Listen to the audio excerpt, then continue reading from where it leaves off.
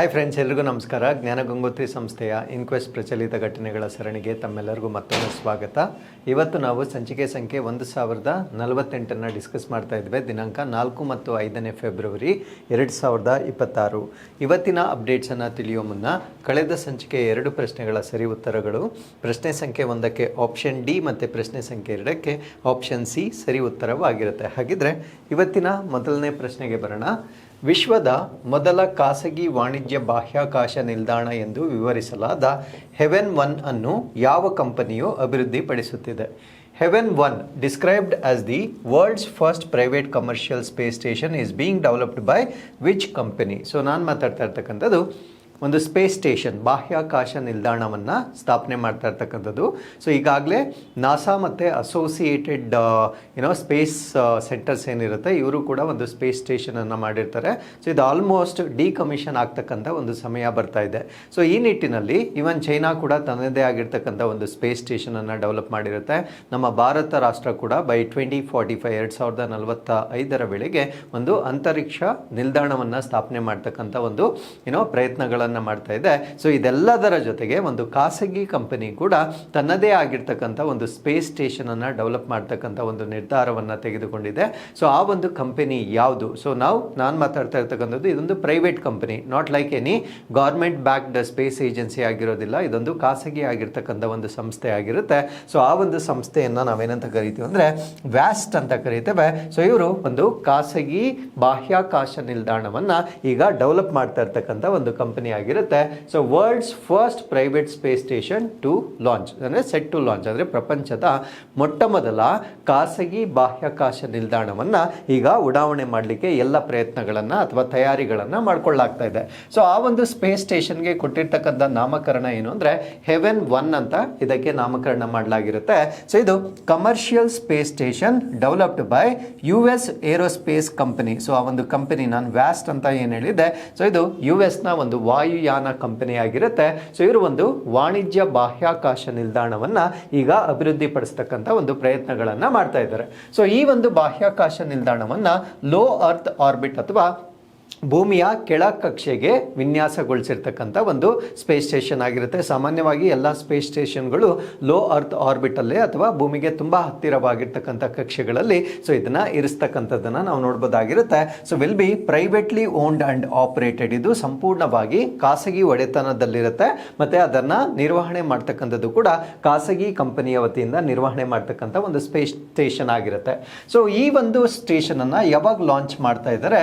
It is scheduled to be launched in 2027, ಮುಂದಿನ ವರ್ಷ 2027ರಲ್ಲಿ ಇದನ್ನ ಲಾಂಚ್ ಮಾಡ್ತಕ್ಕಂಥ ಒಂದು ದಿನಾಂಕವನ್ನು ನಿಗದಿಪಡಿಸಿರ್ತಾರೆ. ಸೊ ಸ್ಪೇಸ್ ಎಕ್ಸ್ನ ಫಾಲ್ಕಾನ್ 9 ರಾಕೆಟ್ನ ಮುಖಾಂತರ ಸೊ ಇದನ್ನ ಉಡಾವಣೆ ಮಾಡ್ತಕ್ಕಂಥ ಒಂದು ನಿರ್ಧಾರವನ್ನು ತೆಗೆದುಕೊಳ್ಳಲಾಗಿರುತ್ತೆ. ಸೊ ಏನಕ್ಕಾಗಿ ಈ ಒಂದು ಸ್ಪೇಸ್ ಸ್ಟೇಷನ್ ಅನ್ನ ಬಳಕೆ ಮಾಡಲಾಗುತ್ತೆ ಇನ್ ಫ್ಯೂಚರ್ ಅಂತ ನಾವು ನೋಡೋದಾದ್ರೆ, ಫಾರ್ ರಿಸರ್ಚ್, ಸಂಶೋಧನೆಗಳನ್ನು ಮಾಡ್ತಕ್ಕಂಥದ್ದು, ಇನೋವೇಷನ್, ನಾವೀನ್ಯತೆಗಳನ್ನು ಸೃಷ್ಟಿ ಮಾಡ್ತಕ್ಕಂಥದ್ದು, ಮತ್ತೆ ಕೆಲವೊಂದು ಕಮರ್ಷಿಯಲ್ ಆಕ್ಟಿವಿಟೀಸ್ ಅಥವಾ ವಾಣಿಜ್ಯ ಚಟುವಟಿಕೆಗಳನ್ನು ಮಾಡಲಿಕ್ಕೆ ಸೊ ಈ ಒಂದು ಸ್ಪೇಸ್ ಸ್ಟೇಷನ್ ಅನ್ನ ಈಗ ಅವರು ಡೆವಲಪ್ ಮಾಡ್ತಾ ಇದ್ದಾರೆ. ಸೊ ಇದರಲ್ಲಿ ಎಷ್ಟು ಜನ ಇರ್ಬೋದಾಗಿರುತ್ತೆ ಅಂದ್ರೆ 4 ಆಸ್ಟ್ರೋನಾಟ್ಸ್ ಅಟ್ ಎ ಟೈಮ್, ಅಂದ್ರೆ ಒಂದು ಸಮಯದಲ್ಲಿ ಅಥವಾ ಒಂದೇ ಸಮಯದಲ್ಲಿ 4 ಜನ ಗಗನಯಾತ್ರಿಗಳು ಆ ಒಂದು ಸ್ಪೇಸ್ ಸ್ಟೇಷನ್ ಅಲ್ಲಿ ನೆಲೆಸಲಿಕ್ಕೆ ಸಾಕಾಗುವಷ್ಟು ಸ್ಥಳಾವಕಾಶವನ್ನ ಹೊಂದಿರತಕ್ಕಂಥ ಒಂದು ಸ್ಪೇಸ್ ಸ್ಟೇಷನ್ ಅನ್ನ ಸೊ ಈಗ ವ್ಯಾಸ್ಟ್ ಅಂತಕ್ಕಂಥ ಒಂದು ಅಮೆರಿಕನ್ ಖಾಸಗಿ ಕಂಪನಿ ಉಡಾವಣೆ ಮಾಡ್ತಾ ಇದೆ ಮುಂದಿನ ವರ್ಷದಲ್ಲಿ. So with this let's get into question number 2. ಭೂವಿಜ್ಞಾನದಲ್ಲಿ ಕ್ರಾಫರ್ಡ್ ಪ್ರಶಸ್ತಿಯನ್ನು ಸಾಮಾನ್ಯವಾಗಿ ಭೂವಿಜ್ಞಾನದ ನೊಬೆಲ್ ಪ್ರಶಸ್ತಿ ಎಂದು ಕರೆಯಲಾಗುತ್ತದೆ. ಸೊ ಇದನ್ನು ಯಾವ ಸಂಸ್ಥೆ ನೀಡುತ್ತದೆ? ಸೊ ನಾನು ಮಾತಾಡ್ತಾ ಇರ್ತಕ್ಕಂಥದ್ದು ಒಂದು ಅವಾರ್ಡ್, ಇದನ್ನು ನಾವು ಕ್ರಾಫರ್ಡ್ ಪ್ರೈಸ್ ಅಂತ ಹೇಳ್ತೇವೆ. ಸೊ ಇದು ಜಿಯೋ ಸೈನ್ಸ್ ಅಲ್ಲಿ ಕೊಡ್ತಕ್ಕಂಥ ಒಂದು ಅವಾರ್ಡ್ ಆಗಿರುತ್ತೆ. Often refer to as Nobel prize of geosciences ಅಂತ ಕರೀತೇವೆ. ಅಂದ್ರೆ ಇದನ್ನು ನಾವು ಜಿಯೋ ಸೈನ್ಸ್ ಅಥವಾ ಭೂವಿಜ್ಞಾನದಲ್ಲಿ ನೊಬೆಲ್ ಪ್ರಶಸ್ತಿ ಅಂತ ಹೇಳಲಾಗುತ್ತೆ. So it is awarded by which organisation? ಈ ಒಂದು ಪ್ರಶಸ್ತಿಯನ್ನು ಕೊಡ್ತಕ್ಕಂಥ ಸಂಸ್ಥೆ ಯಾವುದು ಅನ್ನೋದು ನಮ್ಮ ಪ್ರಶ್ನೆ ಆಗಿರುತ್ತೆ. ಈ ಪ್ರಶ್ನೆಗೆ ಸರಿಯಾದ ಉತ್ತರ ನಾರ್ವೇಜಿಯನ್ ನೊಬೆಲ್ ಸಮಿತಿ ಅಥವಾ ನಾರ್ವೇಜಿಯನ್ ನೊಬೆಲ್ ಕಮಿಟಿಯ ವತಿಯಿಂದ ಕೊಡ್ತಕ್ಕಂಥ ಒಂದು ಪ್ರಶಸ್ತಿಯಾಗಿ ನಾವು ನೋಡಬಹುದಾಗಿರುತ್ತೆ. ಸೊ ಇದು ಸುದ್ದಿಯಲ್ಲಿರಲಿಕ್ಕೆ ಕಾರಣ ಏನು ಅಂದ್ರೆ, ಈ ಪ್ರಶಸ್ತಿ ನಮ್ಮ ಭಾರತೀಯ ಪ್ರಜೆಗೆ ಬಂದಿರುವ ಕಾರಣದಿಂದ ಸೊ ಈ ಪ್ರಶಸ್ತಿಯ ಬಗ್ಗೆ ನಾವು ಹೆಚ್ಚಿನ ಮಾಹಿತಿಯನ್ನು ತಿಳ್ಕೊಳ್ಬೇಕಾಗಿರುತ್ತೆ. So Indian origin climate scientist won prestigious Crafoord prize. So ನಮ್ಮ ಭಾರತ ದೇಶದ ಮೂಲದ ಹವಾಮಾನ ವಿಜ್ಞಾನಿಗೆ ಪ್ರತಿಷ್ಠಿತ ಕ್ರಾಫೋರ್ಡ್ ಪ್ರಶಸ್ತಿಯನ್ನು ನೀಡಲಾಗಿರುತ್ತೆ. ಸೊ ಈ ಅವಾರ್ಡ್ನ ಬಗ್ಗೆ ಮತ್ತು ಇವರ ಕಾಂಟ್ರಿಬ್ಯೂಷನ್ ಬಗ್ಗೆ ಎಲ್ಲವನ್ನ ಕೂಡ ನಾವಿಲ್ಲಿ ಸಂಪೂರ್ಣವಾಗಿ ಡಿಸ್ಕಸ್ ಮಾಡೋಣ. ಸೊ ಇದನ್ನ ಕ್ರಾಫೋರ್ಡ್ ಪ್ರೈಸ್ ಇನ್ ಜಿಯೋ ಸೈನ್ಸಸ್ ಅಂತ ಕರಿತೇವೆ. ಅಂದರೆ ಭೂವಿಜ್ಞಾನದಲ್ಲಿ ಸಾಧನೆ ಅಥವಾ ಕೊಡುಗೆಯನ್ನು ನೀಡಿರ್ತಕ್ಕಂಥವ್ರಿಗೆ ಕೊಡ್ತಕ್ಕಂಥ ಒಂದು ಪ್ರಶಸ್ತಿ ಆಗಿರುತ್ತೆ. ಇದನ್ನ ಕ್ರಾಫೋರ್ಡ್ ಪ್ರಶಸ್ತಿ ಅಂತ ಹೇಳ್ತೇವೆ.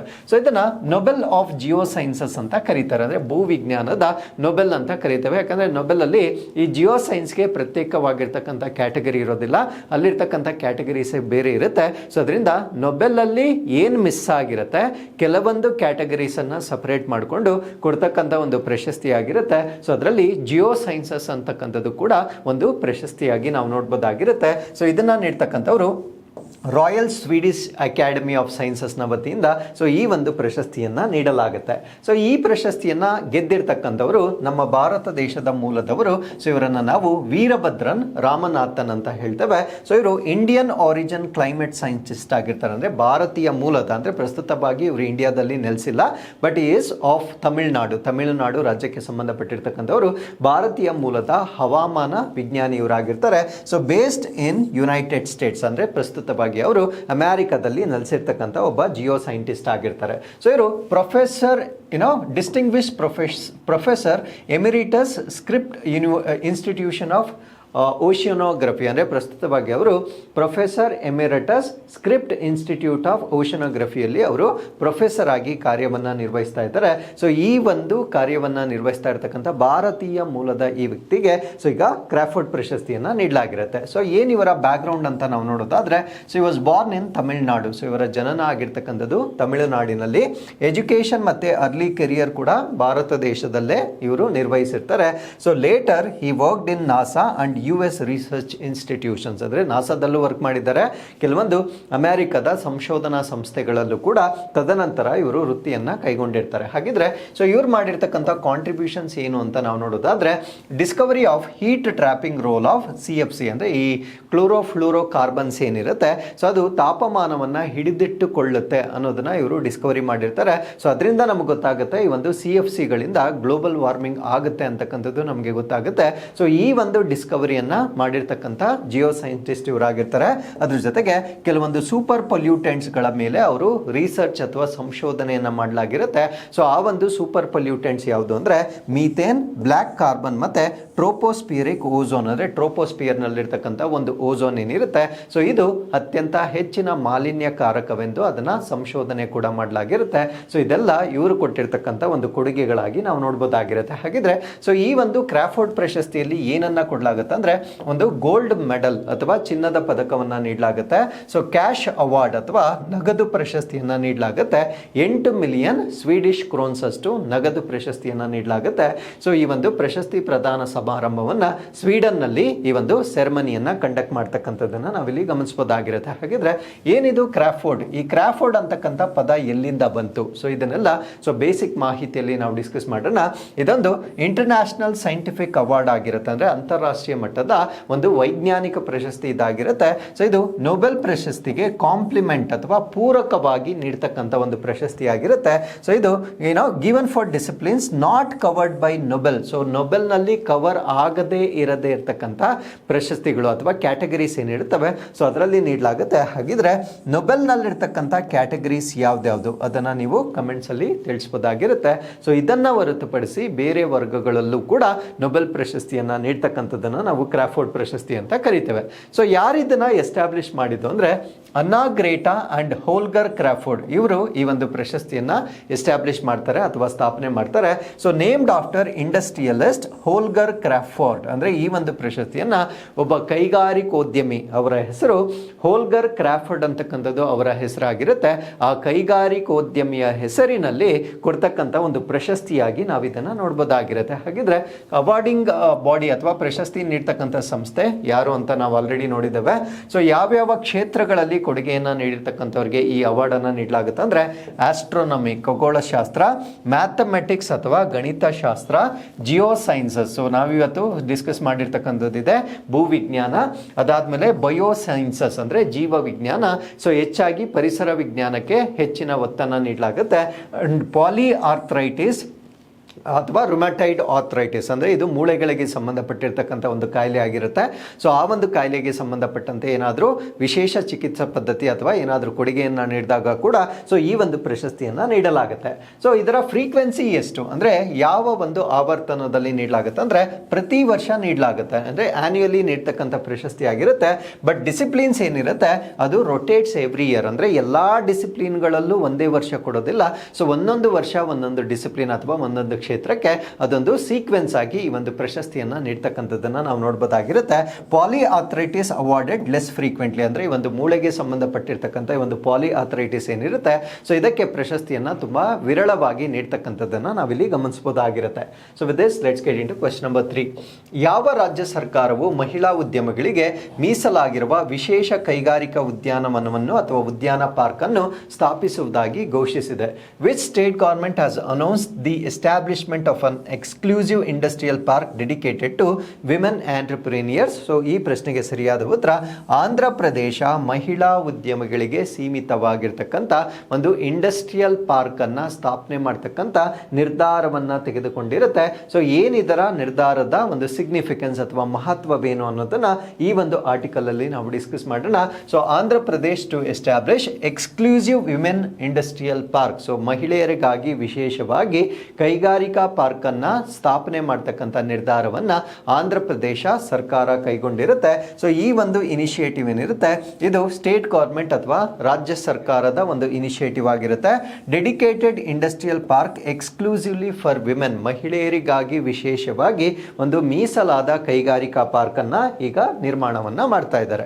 ಸೊ ಏನಿದರ ಫೀಚರ್ಸ್ ಅಥವಾ ಗುಣಲಕ್ಷಣಗಳನ್ನು ನೋಡೋದಾದ್ರೆ ಕೇವಲ ಮಹಿಳಾ ಆಂಟ್ರಪ್ರಿನಿಯರ್ಸ್ಗೆ ಮಾತ್ರ ಸೊ ಈ ಒಂದು ಪಾರ್ಕ್ ಅನ್ನ ಉಪಯೋಗ ಮಾಡ್ಕೊಳ್ಳಿಕ್ಕೆ ಅವಕಾಶವನ್ನ ನೀಡಲಾಗುತ್ತೆ. Plug and play industrial infrastructure ಅನ್ನ ಡೆವಲಪ್ ಮಾಡ್ತಾರೆ, ಅಂದ್ರೆ ಎಲ್ಲಾ ವ್ಯವಸ್ಥೆಗಳನ್ನ ಅವ್ರು ಮಾಡಿರ್ತಾರೆ. Just we need to go and start producing, ಆ ರೀತಿಯಾಗಿ ಸಂಪೂರ್ಣ ಮೂಲ ಸೌಕರ್ಯಗಳನ್ನ ಇಲ್ಲಿ ಡೆವಲಪ್ ಮಾಡ್ತಕ್ಕಂಥ ಒಂದು ಇಂಡಸ್ಟ್ರಿಯಲ್ ಪಾರ್ಕ್ ಆಗಿರುತ್ತೆ. ಸೊ ಬಿಸ್ನೆಸ್ ಫ್ರೆಂಡ್ಲಿ ಇಕೋಸಿಸ್ಟಮ್, ಅಂದ್ರೆ ವ್ಯಾಪಾರ ಸ್ನೇಹಿ ಒಂದು ಪರಿಸರ ವ್ಯವಸ್ಥೆ. ವ್ಯಾಪಾರ ಸ್ನೇಹಿ ಅಂದ್ರೆ ಟ್ರೇಡ್ ಆಗಿರ್ಬೋದು, ಟ್ರಾನ್ಸ್ಪೋರ್ಟೇಷನ್ ಆಗಿರ್ಬೋದು, ಪ್ಯಾಕೇಜಿಂಗ್ ಆಗಿರ್ಬೋದು, ಸ್ಟೋರೇಜ್ ಆಗಿರ್ಬೋದು, ಎಲ್ಲ ಕೂಡ ಒಂದೇ ಆವರಣದಲ್ಲಿ ದೊರೆಯತಕ್ಕಂಥ ಸಂಪೂರ್ಣ ಮೂಲ ಸೌಕರ್ಯಗಳನ್ನು ಅಭಿವೃದ್ಧಿಪಡಿಸ್ತಕ್ಕಂಥ ಒಂದು ಪಾರ್ಕ್ ಆಗಿ ಇದನ್ನ ಡೆವಲಪ್ ಮಾಡಲಾಗುತ್ತೆ. ಹಾಗಿದ್ರೆ ಟಾರ್ಗೆಟ್ ಬೆನಿಫಿಷಿಯರೀಸ್ ಯಾರು ಇದರ ಫಲಾನುಭವಿಗಳು ಅಂತ ನಾವು ನೋಡೋದಾದ್ರೆ ವಿಮೆನ್ ಓನ್ಡ್ MSMEs, ಅಂದ್ರೆ ಮಹಿಳಾ ಮಾಲೀಕತ್ವದಲ್ಲಿರ್ತಕ್ಕಂಥ MSMEಗಳು ಇಲ್ಲಿ ಸ್ಟಾರ್ಟ್ ಮಾಡಬಹುದಾಗಿರುತ್ತೆ. ಫಸ್ಟ್ ಜನರೇಷನ್ ವಿಮೆನ್ ಆಂಟ್ರಪ್ರಿನಿಯರ್ಸ್, ಅಂದ್ರೆ ಮೊದಲ ಪೀಳಿಗೆಯ ಅಥವಾ ಮೊದಲ ತಲೆಮಾರಿನ ಮಹಿಳಾ ಉದ್ಯಮಿಗಳು, ಅಂದ್ರೆ ಅವರ ಫ್ಯಾಮಿಲಿ ಹಿಸ್ಟ್ರಿಯಲ್ಲಿ ಯಾರು ಬಿಸ್ನೆಸ್ ಮಾಡದೇ ಇರುವವರು. ಸೊ ನೀವು ಪ್ರಪ್ರಥಮ ಬಾರಿಗೆ ಒಂದು ಆಂಟ್ರಪ್ರಿನಿಯರ್ಶಿಪ್ ಅನ್ನ ಸ್ಟಾರ್ಟ್ ಮಾಡಿದ್ರೆ ಸೊ ಫಸ್ಟ್ ಜನರೇಷನ್ ಅಂತ ಕರೀತೇವೆ. ಅವರ ತಲತಲಾಂತರಗಳಿಂದ ಬಂದಿದ್ರೆ ಅದನ್ನ ನಾವು ಫ್ಯಾಮಿಲಿ ಬಿಸ್ನೆಸ್ ಅಂತ ಹೇಳ್ತೇವೆ. ಸೊ ನೀವು ಪ್ರಪ್ರಥಮ ಬಾರಿಗೆ ಪ್ರಾರಂಭ ಮಾಡಿದ್ರೆ ಅದನ್ನ ನಾವು ಫಸ್ಟ್ ಜನರೇಷನ್ ಆಂಟ್ರಪ್ರಿನಿಯರ್ಸ್ ಅಂತ ಕರೀತೇವೆ. And small and medium manufacturing units, ಅಂದ್ರೆ ಸಣ್ಣ ಮತ್ತು ಮಧ್ಯಮ ಉತ್ಪಾದನಾ ಘಟಕಗಳಿಗೆ ಇಲ್ಲಿ ಹೆಚ್ಚಿನ ಆದ್ಯತೆಯನ್ನ ನೀಡ್ತಕ್ಕಂಥದ್ದನ್ನ ನಾವು ಗಮನಿಸಬಹುದಾಗಿರುತ್ತೆ. So with this let's get into question number 4. BRICS ಕೈಗಾರಿಕಾ ಸಾಮರ್ಥ್ಯ ಕೇಂದ್ರ, ಇದನ್ನ BCIC ಅಂತ ಕರೀತೇವೆ. ಸೊ ಇದನ್ನು ಯಾವ ಅಂತಾರಾಷ್ಟ್ರೀಯ ಸಂಸ್ಥೆಯ ಸಹಭಾಗಿತ್ವದಲ್ಲಿ ಪ್ರಾರಂಭಿಸಲಾಯಿತು? The BRICS centre for industrial competencies was launched in partnership with which international organisation? So ನಾನು ಮಾತಾಡ್ತಾ ಇರ್ತಕ್ಕಂಥದ್ದು ಬ್ರಿಕ್ಸ್ನ ಅಡಿಯಲ್ಲಿ ಬರ್ತಕ್ಕಂಥ ಒಂದು ಇಂಡಸ್ಟ್ರಿಯಲ್ ಕಾಂಪಿಟೆನ್ಸೀಸ್ ಆಗಿರುತ್ತೆ. ಸೊ ಇದನ್ನ ಈಗ ಬ್ರಿಕ್ಸ್ನ ಅಡಿಯಲ್ಲಿ ಸ್ಥಾಪನೆ ಮಾಡಿರ್ತಾರೆ. ಸೊ ಇದನ್ನ ಯಾರ ಜೊತೆ ಅಸೋಸಿಯೇಷನ್ ಆಗಿ ಮಾಡಿದ್ದಾರೆ ಅನ್ನೋದು ನಮ್ಮ ಪ್ರಶ್ನೆ ಆಗಿರುತ್ತೆ. ಸೊ ಈ ಪ್ರಶ್ನೆಗೆ ಸರಿಯಾದ ಉತ್ತರ ವಿಶ್ವಸಂಸ್ಥೆಯ ಕೈಗಾರಿಕಾ ಅಭಿವೃದ್ಧಿ ಸಂಸ್ಥೆ ಅಥವಾ United Nations Industrial Development Organisation, ಇದನ್ನ UNIDO ಅಂತ ಹೇಳ್ತೇವೆ. ಸೊ ಇದರ ಸಹಯೋಗದೊಂದಿಗೆ BRICS centre for industrial Competencies ಅನ್ನ ಈಗ ಎಸ್ಟಾಬ್ಲಿಷ್ ಮಾಡಲಾಗಿರುತ್ತೆ. ಏನಿದರ ಉದ್ದೇಶ ಮತ್ತೆ ಬ್ರಿಕ್ಸ್ಗೆ ಸಂಬಂಧಪಟ್ಟಂತೆ ಬೇಸಿಕ್ ಮಾಹಿತಿಯನ್ನ ಕೂಡ ಈ ಒಂದು ಆರ್ಟಿಕಲ್ ಅಲ್ಲಿ ನಾವು ಸಂಪೂರ್ಣವಾಗಿ ಚರ್ಚೆ ಮಾಡೋಣ. So India joins BRICS centre for industrial competencies, ಅಂದ್ರೆ ಭಾರತ ರಾಷ್ಟ್ರ ಕೂಡ ಈಗ ಬ್ರಿಕ್ಸ್ನ ಅಡಿಯಲ್ಲಿ ಬರ್ತಕ್ಕಂಥ ಈ ಒಂದು ಸಾಮರ್ಥ್ಯಗಳ ಕೇಂದ್ರಕ್ಕೆ ಭಾರತ ಈಗ ಸೇರ್ಪಡೆ ಆಗಿರುತ್ತೆ. So India has officially join the BRICS centre for industrial competence competencies, ಭಾರತವು ಅಧಿಕೃತವಾಗಿ BRICS centre for industrial competencies ಏನಿರುತ್ತೆ, ಸೊ ಇದಕ್ಕೆ ನಮ್ಮ ಭಾರತ ಕೂಡ ಅಧಿಕೃತವಾಗಿ ಸೇರ್ಪಡೆಗೊಂಡಿರುತ್ತೆ. ಹಾಗಿದ್ರೆ BCIC ಅಂದ್ರೆ ಏನು? BCIC ಅಂದ್ರೆ ಇದೊಂದು multilateral platform under BRICS framework, ಅಂದ್ರೆ ಬ್ರಿಕ್ಸ್ ನ ಚೌಕಟ್ಟಿನ ಅಡಿಯಲ್ಲಿ ಬರ್ತಕ್ಕಂಥ ಬಹುಪಕ್ಷೀಯ ವೇದಿಕೆ. When I say multilateral, so ಅನೇಕ ರಾಷ್ಟ್ರಗಳು ಇದಕ್ಕೆ ಸದಸ್ಯರಾಗಬಹುದಾಗಿರುತ್ತೆ ಅಥವಾ ಅದಕ್ಕೆ ಸೇರಿಕೊಳ್ಳಬಹುದಾಗಿರುತ್ತೆ. ಸೊ ಆ ರೀತಿಯ ಒಂದು ವೇದಿಕೆಯನ್ನ ನಾವು ಬಹುಪಕ್ಷೀಯ ವೇದಿಕೆ ಅಂತ ಕರಿತೇವೆ. ಸೊ ಇದನ್ನ ಏನಕ್ಕೆ ಮಾಡಿದ್ದಾರೆ ಅಂದ್ರೆ to support manufacturing companies and MSMEs, ಅಂದ್ರೆ ಉತ್ಪಾದನಾ ಕೈಗಾರಿಕೆಗಳು ಮತ್ತೆ MSMEಗಳಿಗೆ ಬೆಂಬಲವನ್ನ ನೀಡುವ ಉದ್ದೇಶದಿಂದ ಇದನ್ನ ಸ್ಥಾಪನೆ ಮಾಡಲಾಗಿರುತ್ತೆ. ಇದರ ಜೊತೆಗೆ ಕಾಂಪಿಟೇಟಿವ್ನೆಸ್, ಸ್ಪರ್ಧಾತ್ಮಕತೆಯನ್ನ ಹೆಚ್ಚು ಮಾಡ್ತಕ್ಕಂಥದ್ದು. ಸ್ಪರ್ಧಾತ್ಮಕತೆ ಅಂದ್ರೆ ಉತ್ತಮ ಗುಣಮಟ್ಟದ ಉತ್ಪನ್ನಗಳನ್ನ ತಯಾರಿ ಮಾಡಲಿಕ್ಕೆ ಕಂಪನಿಗಳ ಮಧ್ಯೆ ಅಥವಾ ಕೈಗಾರಿಕೆಗಳ ಮಧ್ಯೆ ಒಂದು ಆರೋಗ್ಯಕರವಾಗಿರ್ತಕ್ಕಂಥ ಸ್ಪರ್ಧೆಯನ್ನ ಹೆಚ್ಚು ಮಾಡ್ತಕ್ಕಂಥದ್ದು. ಪ್ರೊಡಕ್ಟಿವಿಟಿ, ಉತ್ಪಾದಕತೆಯನ್ನ ಹೆಚ್ಚು ಮಾಡ್ತಕ್ಕಂಥದ್ದು. ಸಿಂಪಲ್ ಆಗಿ ಹೇಳೋದಾದ್ರೆ ಈಲ್ಡ್ ಅನ್ನ ಹೆಚ್ಚು ಮಾಡ್ತಕ್ಕಂಥದ್ದು.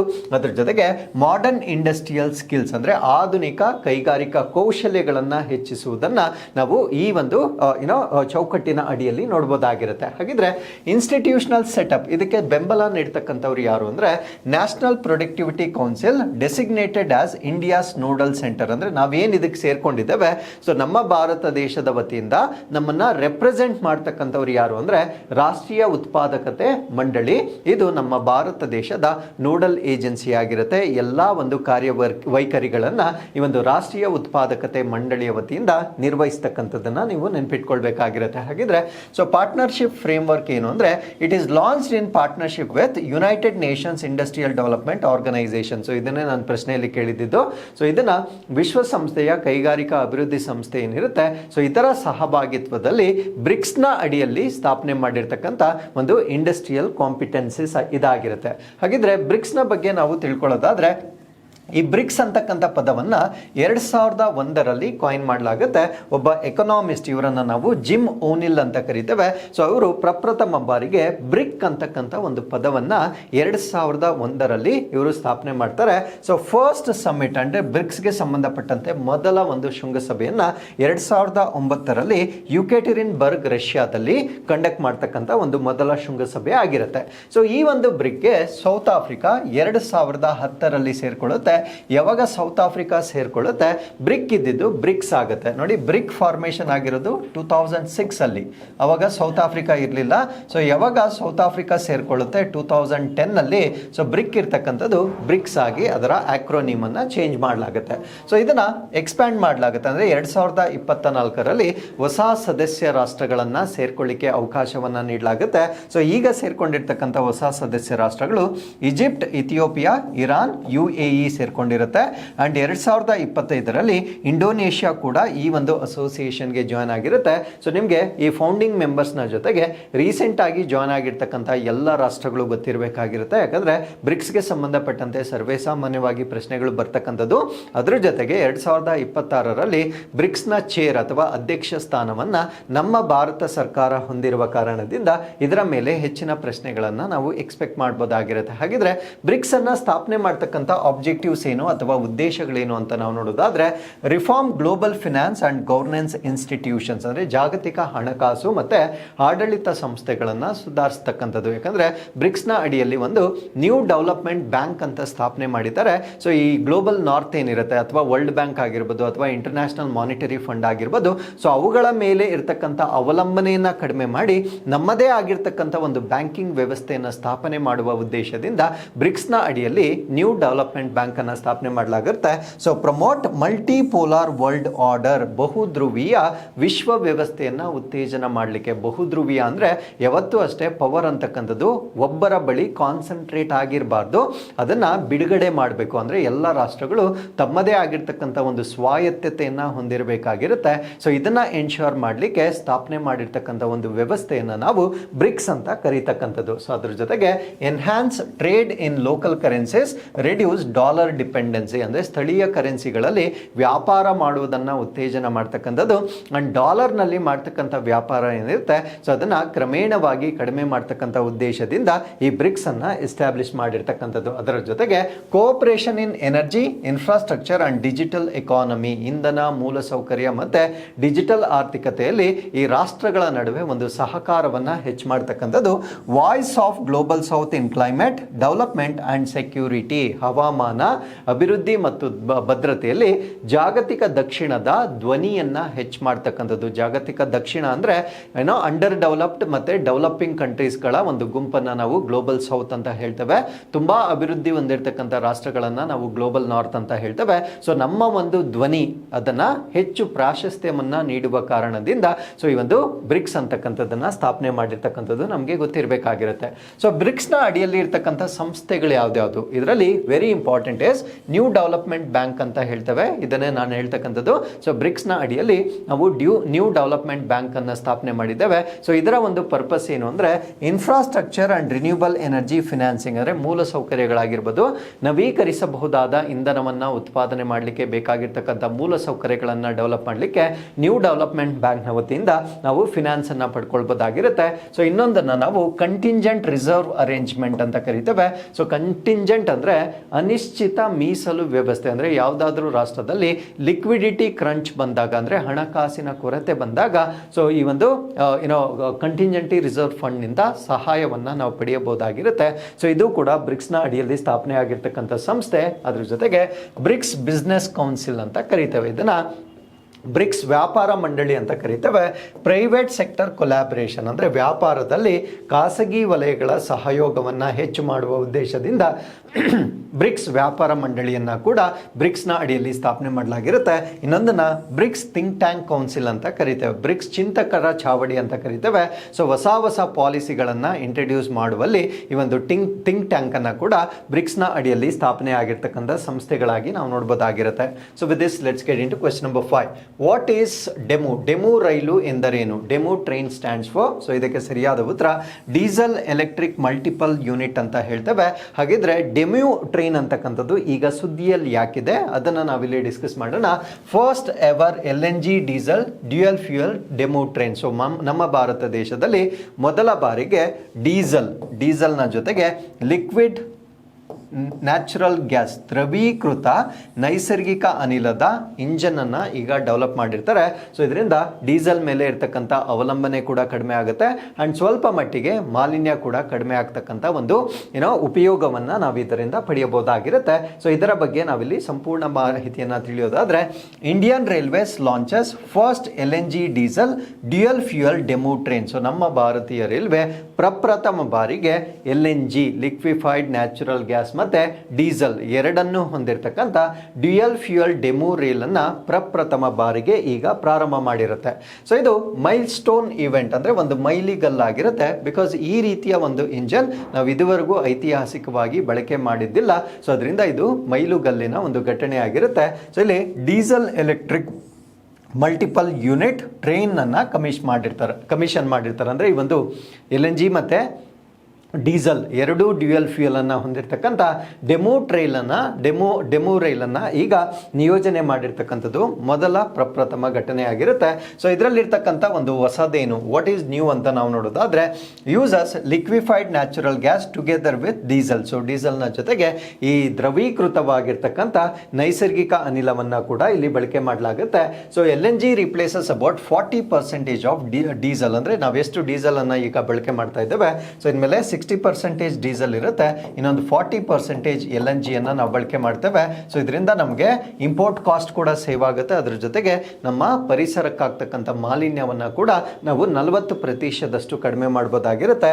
So power cars are 1400 HP demo units. ಅಂದರೆ ಈ ಒಂದು ಇಂಧನವನ್ನು ಬಳಸ್ತಕ್ಕಂಥ ಒಂದು ಇಂಜಿನ್ಗಳ ಒಂದು ಪವರನ್ನು ನಾವು ನೋಡಿದ್ರೆ 1400 HP ಡೆಮೋ ಯೂನಿಟ್ಗಳಷ್ಟು ಪವರ್ ಕಾರ್ಸ್ಗಳಲ್ಲಿ ಇದನ್ನು ಬಳಕೆ ಮಾಡಲಾಗುತ್ತೆ. ಸೊ ಪರಿಸರದ ಮೇಲೆ ಆಬ್ವಿಯಸ್ಲಿ ಡೀಸೆಲ್ ಕನ್ಸಂಪ್ಷನ್ ರಿಡ್ಯೂಸ್ ಆಗುತ್ತೆ. ನಮಗೆ ಗೊತ್ತು ಡೀಸೆಲಿಂದ ಅತಿ ಹೆಚ್ಚು ಕಾರ್ಬನ್ ಡೈಆಕ್ಸೈಡ್ ಉತ್ಪತ್ತಿ ಆಗ್ತಕ್ಕಂಥದ್ದು. ಕಾರ್ಬನ್ ಡೈಆಕ್ಸೈಡ್ ಎಮಿಷನ್ ಕಡಿಮೆ ಆಗುತ್ತೆ, ನೈಟ್ರೋಜನ್ ಆಕ್ಸೈಡ್ಗಳು ಕಡಿಮೆ ಆಗುತ್ತೆ. ಸೊ ಇದರಿಂದ ಏರ್ ಕ್ವಾಲಿಟಿ ಅಥವಾ ಗಾಳಿಯ ಗುಣಮಟ್ಟ ಕೂಡ ಹೆಚ್ಚಾಗ್ತಕ್ಕಂಥದ್ದು ಇದರಿಂದ ಆಗ್ತಕ್ಕಂಥ ಬೆನಿಫಿಟ್ ಆಗಿರುತ್ತೆ. ಸೊ ಭಾರತ ಮತ್ತು ಕಜಕಿಸ್ತಾನ್ನ ನಡುವೆ ನಡೀತಕ್ಕಂಥ ಮಿಲಿಟರಿ ಎಕ್ಸಸೈಸ್, ಇದನ್ನು ನಾವೇನಂತ ಕರಿತೇವೆ ಅಂದರೆ ಕಂಜಾರ್ ಅಂತ ಕರಿತೇವೆ. ಸೊ ಕಂಜಾರ್ ಎಕ್ಸಸೈಸ್ನ ಬಳಿ ನಾವಿಲ್ಲಿ ಡಿಸ್ಕಸ್ ಮಾಡೋಣ. ಕಂಜಾರ್ ಅಂತಕ್ಕಂಥದ್ದು ಭಾರತ ಮತ್ತು ಕಜಕಿಸ್ತಾನ್ ಅಲ್ಲ, it is Kyrgyzstan. So Bharat ಮತ್ತು ಕಿರ್ಗಿಸ್ತಾನ್, ಇಂಡಿಯಾ ಮತ್ತು ಕಿರ್ಗಿಸ್ತಾನ್ನ ನಡುವೆ ನಡೀತಕ್ಕಂಥ ಒಂದು ಮಿಲಿಟರಿ ಎಕ್ಸಸೈಸ್ ಆಗಿರುತ್ತೆ. ಇದನ್ನು ನಾವು ಕಂಜಾರ್ ಅಂತ ಕರಿತೇವೆ. ಇದು ಈಗ ಪ್ರಾರಂಭವಾಗಿರುತ್ತೆ.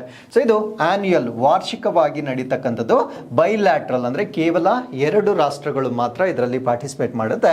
ಸೊ ಈ ಒಂದು ಎಕ್ಸಸೈಸ್ ಅನ್ನು ನಾವು ಎಕ್ಸಸೈಸ್ ಕಂಜರ್ ಅಂತ ಹೇಳ್ತೇವೆ. ಸೊ ಇದರ ಅರ್ಥ ಏನು ಅಂದರೆ ಡ್ಯಾಗರ್ ಅಥವಾ ಕಟಾರಿ ಅಂತಕ್ಕಂಥದ್ದು ಇದರ ಅರ್ಥವಾಗಿರುತ್ತೆ. ಸೊ ಪ್ರಸ್ತುತ ನಡೀತಾ ಇರ್ತಕ್ಕಂಥದ್ದು 13ನೇ ಆವೃತ್ತಿ ಆಗಿರುತ್ತೆ. ಸೊ ಇದು 14 ದಿನಗಳ ಕಾಲ ನಡೀತಕ್ಕಂಥ ಒಂದು ಜಂಟಿ ಮಿಲಿಟರಿ ಅಭ್ಯಾಸವಾಗಿರುತ್ತೆ. ಸೊ ಈ ವರ್ಷ ಇದನ್ನ ಅಸ್ಸಾಂನಲ್ಲಿರ್ತಕ್ಕಂಥ ಸೋನಿತ್ಪುರ್ ಡಿಸ್ಟ್ರಿಕ್ಟ್ ನಲ್ಲಿ ಕಂಡಕ್ಟ್ ಮಾಡ್ತಕ್ಕಂಥ ಒಂದು ನಿರ್ಧಾರವನ್ನ ತೆಗೆದುಕೊಳ್ಳಲಾಗಿರುತ್ತೆ. ಸೊ ಈ ಒಂದು ಎಕ್ಸಸೈಸ್ ಮೊದಲ ಬಾರಿ ಪ್ರಾರಂಭವಾಗಿರ್ತಕ್ಕಂಥದ್ದು 2011 ನಲ್ಲಿ ಅಥವಾ 2011ರಲ್ಲಿ ಆಲ್ಟರ್ನೇಟಿವ್ ವೆನ್ಯೂಸ್ ಅಲ್ಲಿ ಮಾಡಲಾಗುತ್ತೆ. ಒಂದು ವರ್ಷ ಕಿರ್ಗಿಸ್ತಾನಲ್ಲಿ, ಒಂದು ವರ್ಷ ಭಾರತ ದೇಶದಲ್ಲಿ ಈ ರೀತಿ ಪರ್ಯಾಯವಾಗಿ ಈ ಒಂದು ಅಭ್ಯಾಸವನ್ನ ಮಾಡಲಾಗುತ್ತೆ.